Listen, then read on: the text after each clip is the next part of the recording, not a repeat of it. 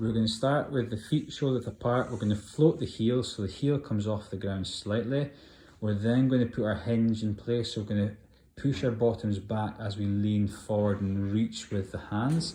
So push the hips back, lean forward through the hands.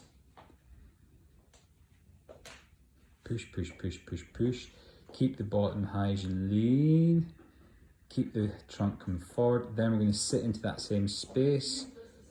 Good job, dropping the hips down as we feel comfortable going. Super, super slow, controlled. Drop the hips down, keep the chest up, chest up. Good work, drop hips, drop hips, drop hips. Lovely work. Hold. Then we're going to drop the head down as you lift the hips high. So head comes down at the same time as the hips come up. So hips lifts up into our hinge again. Slow, slow, slow, drop the head, drop the head, drop the head. Push the hips, push the hips, push the hips. Then stand up tall. Don't let the knees drop back too quickly. Stand up tall, tucking the pelvis underneath as you come through full range and relax.